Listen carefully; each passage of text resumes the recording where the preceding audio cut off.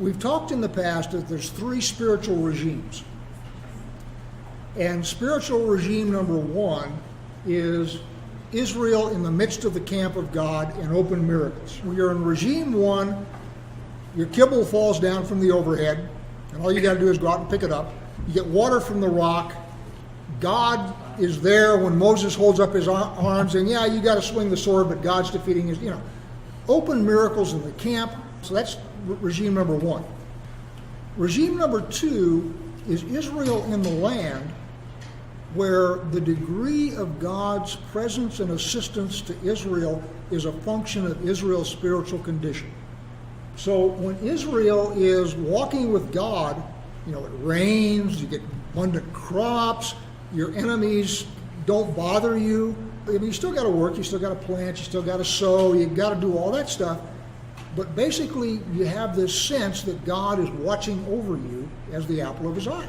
And of course, we read from the history books that as Israel falls farther and farther away from God, that regime two gets more and more harsh. You have droughts. Remember, Elijah called for a drought, and we had a drought. That's a function of Israel's spiritual condition. So that's regime number two. And then regime number three is exile, which the rabbis call Hester Pani, which means the hidden face.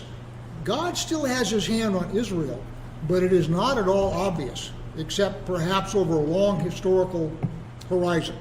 For example, I think it was Mark Twain was asked, how do you believe in God? Well, all you have to do is look at Israel to believe in God. It's clear that Israel has been kept together and held by the hand of God, even though it has not in any sense been easy for them. But they haven't assimilated. They are still God's people. You can still see the blessings of God on them, although they have it rough. So it's very clear that God's hand is still on them, but his face is hidden. And in the regime of the hidden face, it is possible to believe in coincidence. It is possible to believe in Mother Nature. It is possible to attribute the things that God does to something else, chance. So you have these three regimes, 1, 2, and 3. So another explanation of what happened to the spies is they thought they were going from regime 1 straight to regime 3 and didn't understand the intermediate regime 2, where you remember when they were taking over the land in the book of Joshua, you get hailstone, big rocks come slamming out of the sky and hitting the Philistines. So God is still very much involved in the conquest of the land in regime 2.